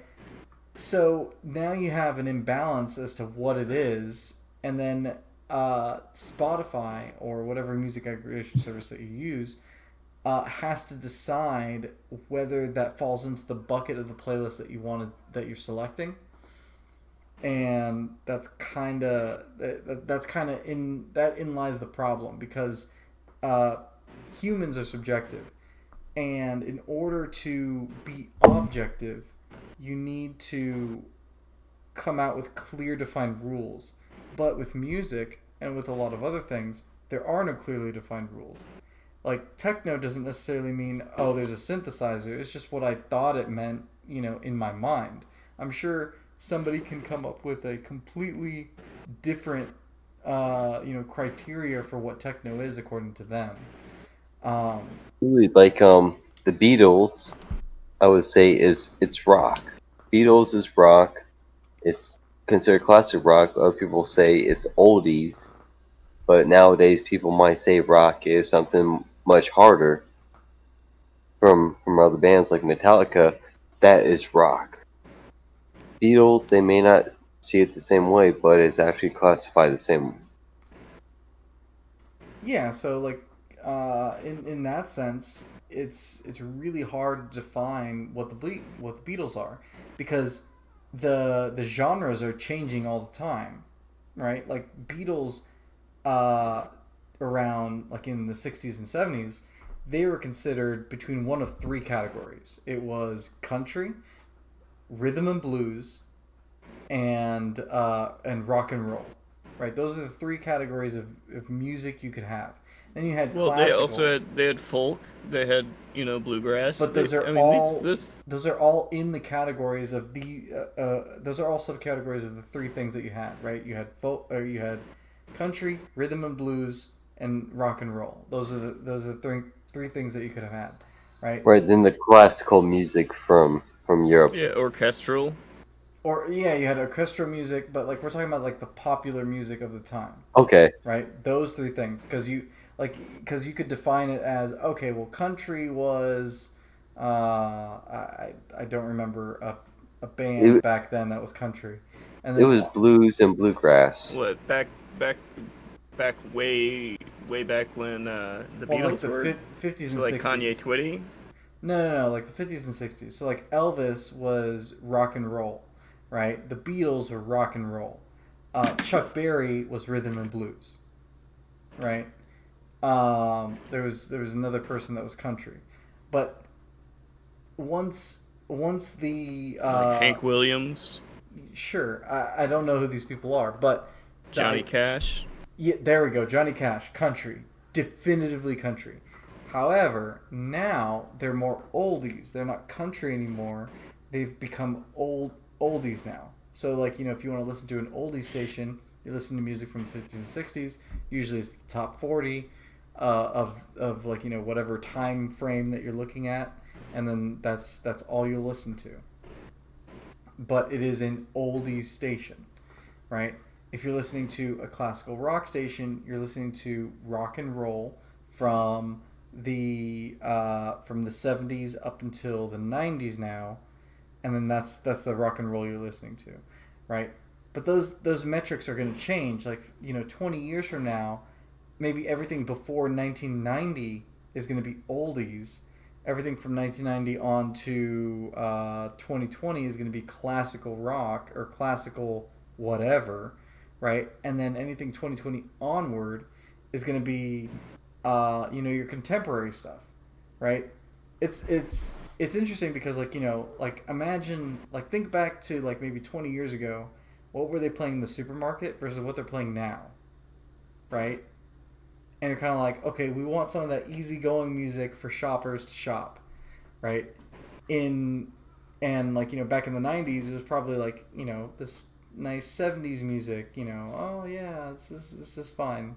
Nothing too controversial about whatever music that was playing. And it's the same thing, right? You hear like nowadays you hear who's that woman on the piano? No, no, no, the I want to say her name is Miranda, but I don't think that's right. Veronica. I have I'm no not idea. sure. Michelle Branch. There we go. Michelle Branch. Right? You're way off. What? Hmm. It's You're not, way. Is it not Michelle Branch? No, but from With Veronica your to Michelle. attempts, yeah. Right, but like the thing is that like you have these artists who have like a particular style of let's be honest, elevator music, and that's the style that they have because they want to be the most popular elevator music of all time, and that's how they corporatize themselves. And that is going to go out throughout all time. Like as time progresses, things become more in the oldies section. And like, 'cause, I mean, like think about it this way: like you never hear music from the 1910s or the 20s. It doesn't exist anymore. Like it's just No, things that people want to hear. its category is swing music. Well, if it fit that genre, but it would also fall into blues, rock and Well, roll, and country. the Well, reason no, you not don't really no, not hear a whole lot necessarily. of 1910s music is because the recording standard back then, we didn't have a lot of ability to record in the 1910s. Well, okay, so are you saying that now that our recording standard is higher, we'll still have music from like yesteryear and today, 50 years from now? I agree. Yeah, I think so. Yeah, I actually disagree with you because I would wager that we can re-record the same music from the 1910s in the same style with the same people, or not people, but the same instruments, and we can And have people do. yes, but it's not popular music. Like, don't get me wrong, I'm pretty sure Michael Bublé is fantastic, and you have his Christmas album, and that's something that you play during Christmas, but you don't play that on the radio, right? You know what? Let's stray away from Christmas music. I have a personal thing against it. I don't like it at all, and I like to stay away from Christmas music in general. All right, Ebenezer Scrooge. Call me what you will. I'm speaking from the heart No, when it comes to Christmas music. this is just an example. The idea is, you have there is a certain genre of music, and I think there is a definite amount of time where it's going to be popular. Like so, think about it this way: the 50s had really great music, and then their recording systems were up to par for our standards. Um, when's the last time that you heard an Elvis track anywhere, like in Uh, popular media? well, I guess not in popular media, but I've definitely listened to Elvis in the last week. Well, yeah, but did you listen to it on Spotify? Did you specifically search for it, Yeah. or were you walking around in the supermarket and you're like, and a supermarket CEO or whoever the marketing person is like, this Elvis song is going to make people shop more. No, it wasn't in that context, but I looked for it and I listened to it. Okay, no, totally I didn't understandable. But I'm haven't had Elvis come up in my list of things for a while. Like walking around out in public where they play music in a overhead speaker. Elvis, not been something I've heard, even on the radio. I mean, you can still hear music from the 1400s and 800s on classical radio stations today. You'll hear it in Sure. elevators. Yeah, on No, classical it's radio not. stations, but it's a classical piece. And I Okay, beg but to differ like you because said, there is no music from the 800s that exists. All classical well, music. yes, there is. It's just it wasn't recorded by the original artist, but the No, music from the 800s is like Gregorian chants. You can't, like, nobody does that anymore. Right? Right, they Classical use music. nodes instead of scales. No. Classical music is from the 1700s on to about like early or late 19th century, right?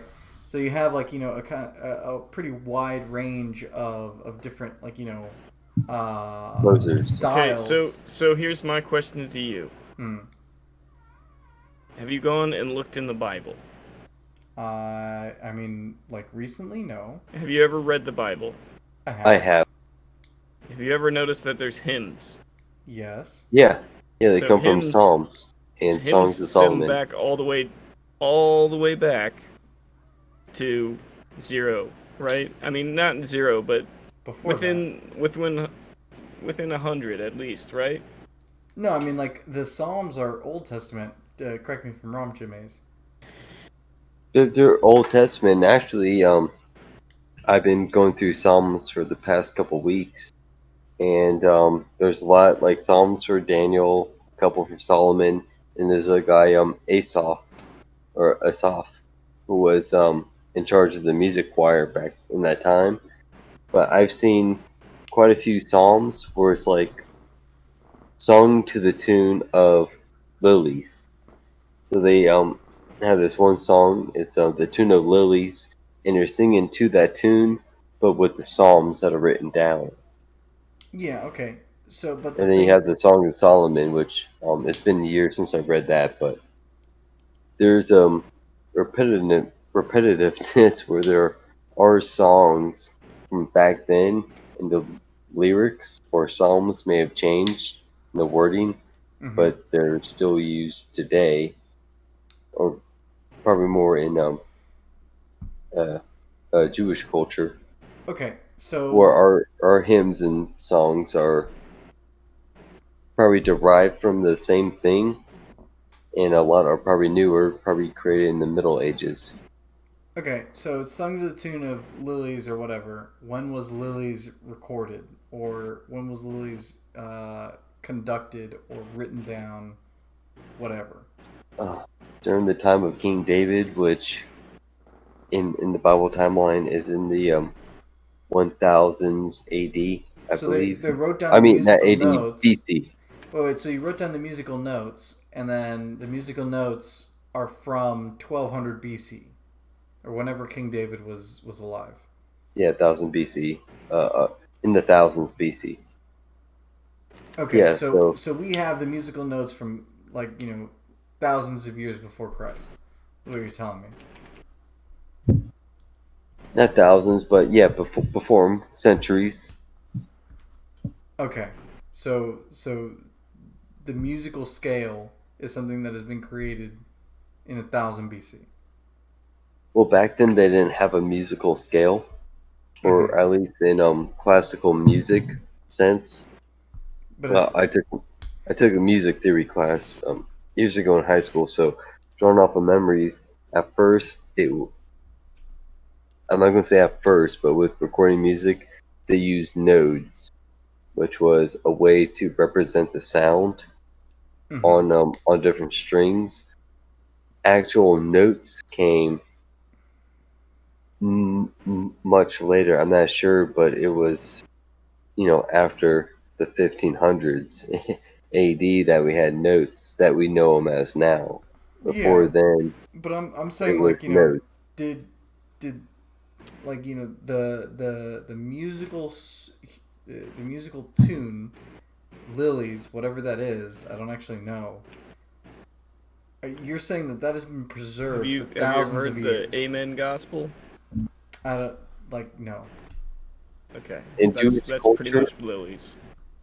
in Jewish culture, it probably is. Outside of that, I haven't researched it, but just reading purely Psalms or the Book of Psalms for the last couple weeks, Mm-hmm. um, that one specific song pops up to be sung in the same way as Lilies, and there's a couple others that they mention as well.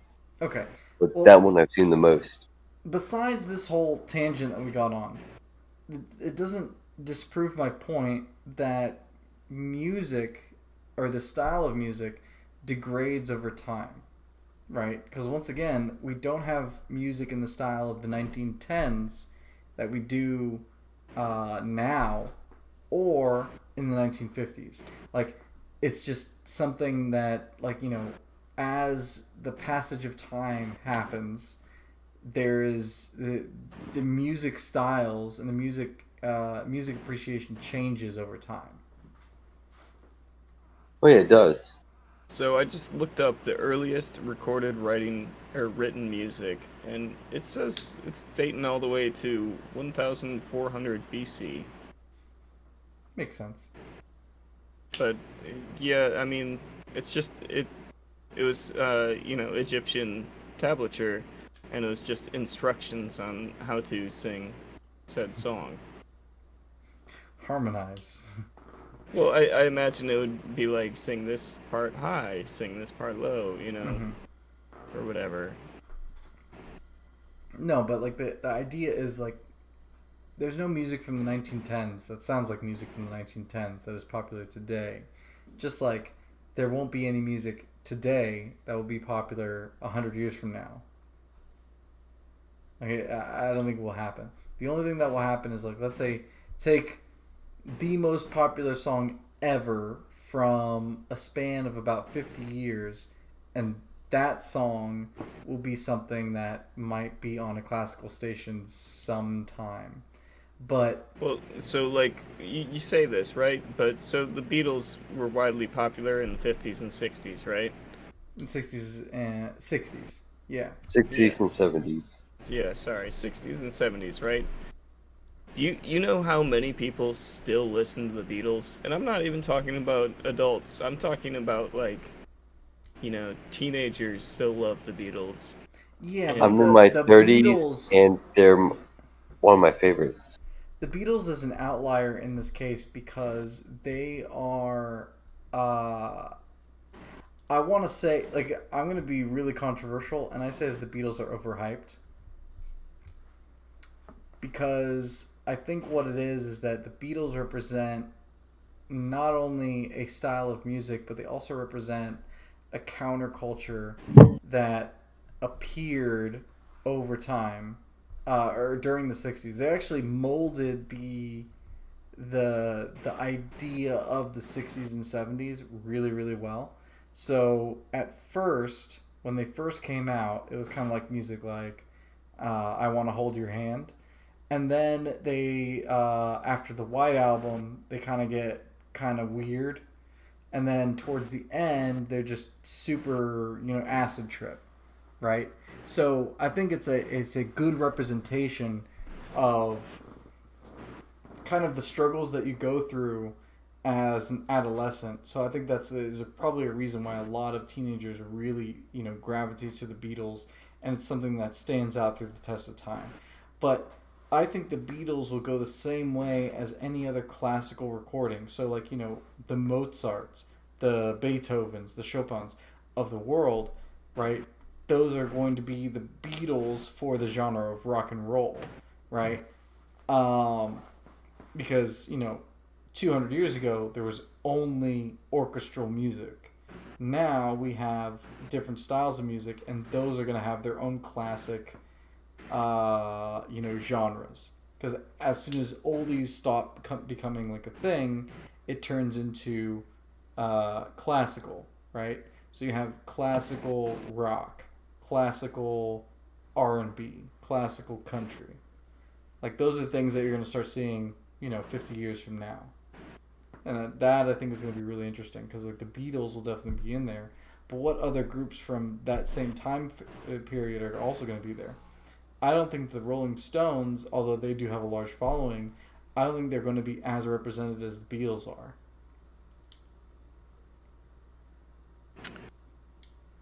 I mean, I don't think they're gonna just fade off into, nothing. Like, you can still find and listen to music from the Middle Ages. You can. I mean, you But can. it's like popularity, yeah, it's gonna drop off. And I'm sure, like, hundreds of years in the future, they're gonna have, you know how we have Renaissance fairs now. They're gonna have, fucking whatever millennial fairs or something, right? Where like they'll go fucking do fake riots or something, or they'll fucking they'll act like they're from this time. Just like you can go to flapper bars now, right? There's no real flapper bars, or you can go to a burlesque show. Well, burlesque has been, you know, kind of out of style ever since, strip clubs came about. hmm Well, I mean, So, I mean, I think this kind of stuff comes in in waves, in the sense oh, that, of course, of course. well, think about it in the sense that, like, back in the '80s, uh, the thing that was really popular was the '50s diner, right? And so you have like a lot of companies that kind of market on this. For example, Sonic, where they're like, oh, you know what we should do? We should bring back the '50s and kind of have like this burger that you can eat in your car, and it was really cool and da da da da. Right now, you have a resurgence of what the '80s thought the future was going to be like, and so you have things like cyberpunk, uh, Vaporwave. vaporwave, retrowave, that kind of stuff, right?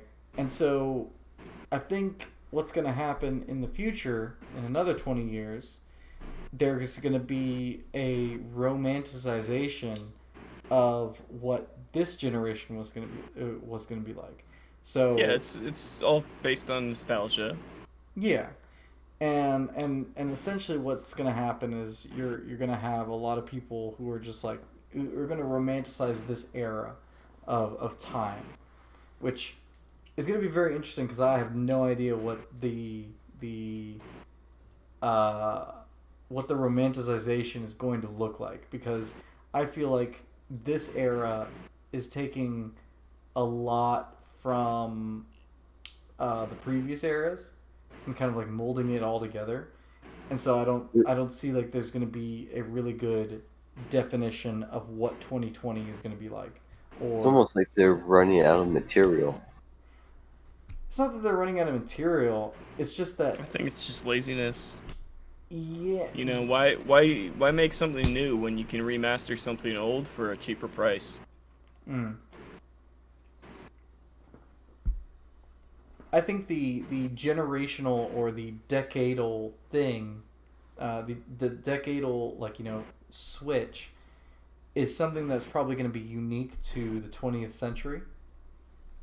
Because if you think about it, anytime before the 1900s, or I'm sorry, anytime before the 1900s, you didn't have a very big change in the way that people like kind of dressed or their kind of like modus operandi. There was kind of like moves towards a certain direction. Obviously, 1800 and 1900 were vastly different in terms of style and sophistication, the way that people are, right? But let's say you take that from 1800 to 1830, and that's not a really big style change, and then 1830 to 1860, it's not a really big style change. From 1950 on, every decade had a defining moment. Actually, all of 1900, every decade had a defining moment. But can you One really thing we define? forgot to one thing we forgot to mention was big bands, that had all the brass and woodwind instruments and everything. So it was almost like classical music with the whole orchestra, but more fast paced and tempo Yeah, but that was more modern. that originated out of the jazz scene. So jazz, Other like that was basically just a bigger version of jazz. And what would jazz fall under from your previous three categories? Well, jazz is unique. Jazz was like something that was created in the 1920s as um, kind of like a definition of the Prohibition era in the 1920s, right? Because jazz I would musicians, classify it under swing and blues, I guess. You know, of that'd be the closest thing to it. yeah, no, it's swing and blues, and those are all like jazz. I think is the big category, and swing and blues are the subcategories of jazz. Right. Same thing with big band. Big band is a subcategory of jazz. And then once jazz kind of like lost its muster, that's when rock and roll started taking shape. And now we're in an era where rap and hip hop are more prevalent than rock and roll is. Like so like in the 1990s, rock and roll was still dominant, but like nowadays it's more hip hop and rap. And so like you have these And, transitions over time, and it's just like and this. even more hip hop over rap. Well, I mean, like you have to clearly define the terms between hip hop and rap. Um, You were saying they were the most prominent, but I would say hip hop has been a shining star over rap for a while well, because it's I think hip hop is kind of like the the the profitable face of rap music, right? Because hip hop is anybody can listen to it, and it's okay. You can kind of like bop your head and whatever. Rap is more real, I guess. artistic. Yeah, and once again, like I'm not into the new rap. Like I haven't listened to a lot of it, but from like the older stuff, that's kind of how it was. You had the gangsta rap of the late '80s, early '90s that kind of like basically said, "Hey, these are the problems in society," and like they're more political messaging, whereas the hip hop of the time was a little bit more bearable to the wider audience, I guess, is the best way to describe it.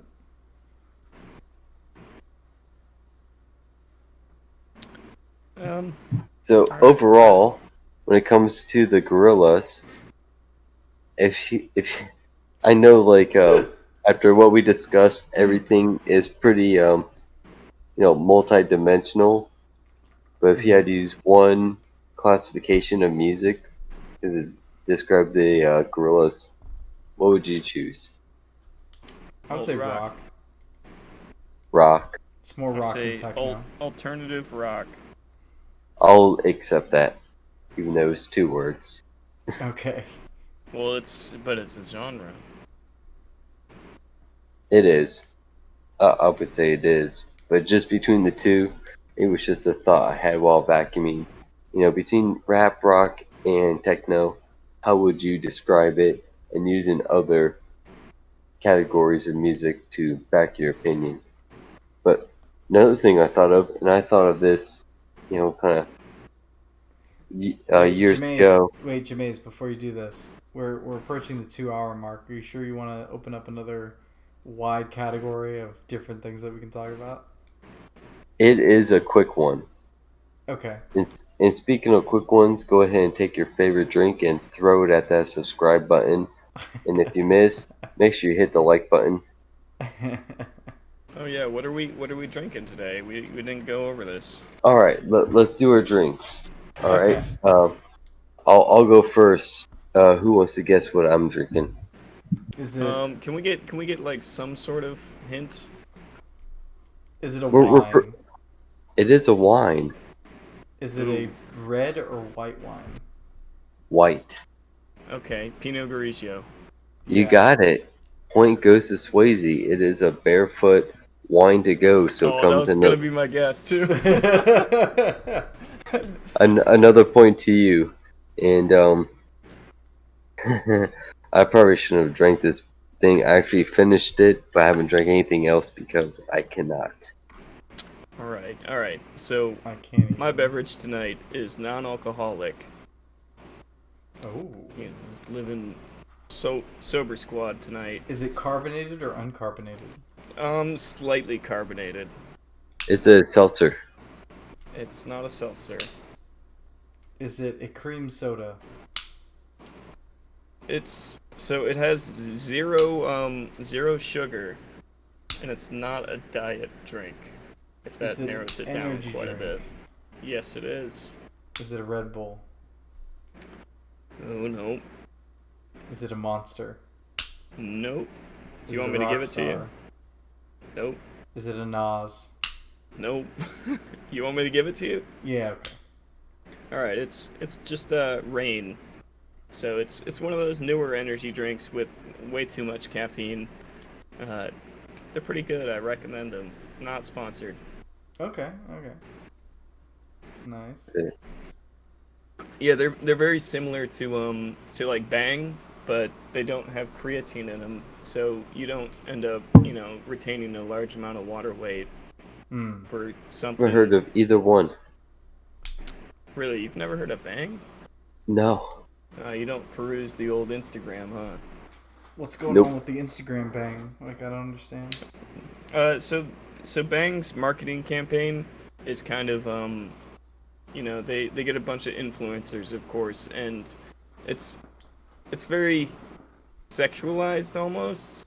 Hmm. As in, they get a lot of female influencers that are pretty, that are like, oh, well, I use Bang when I work out because it's marketed as like a pre-workout, Yeah. energy drink.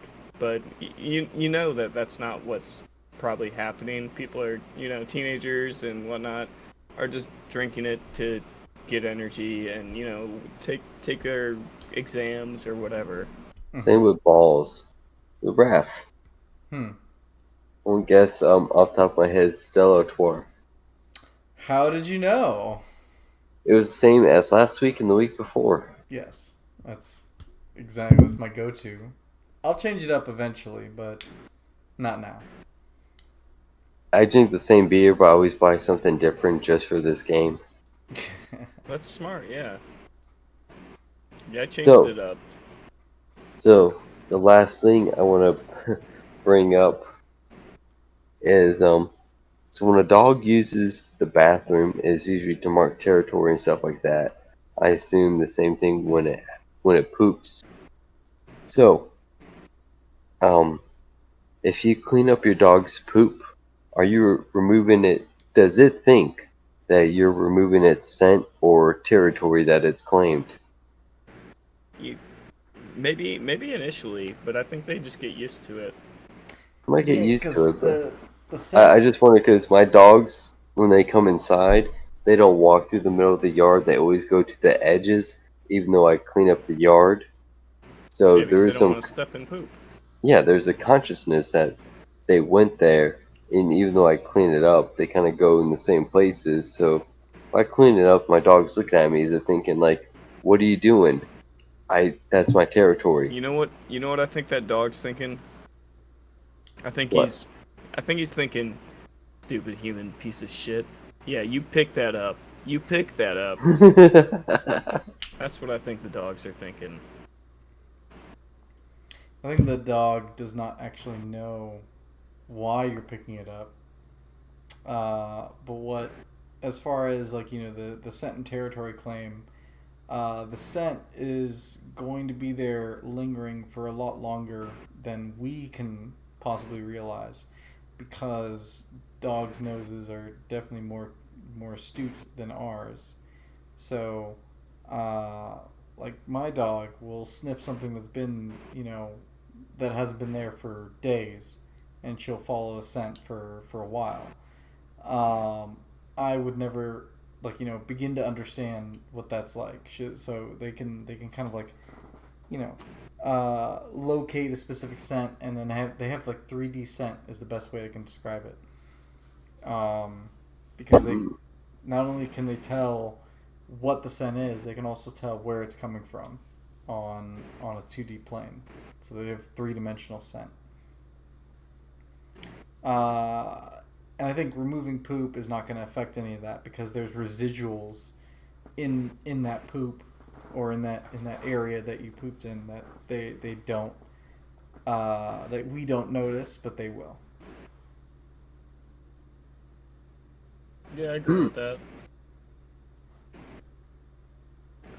Same here. All right.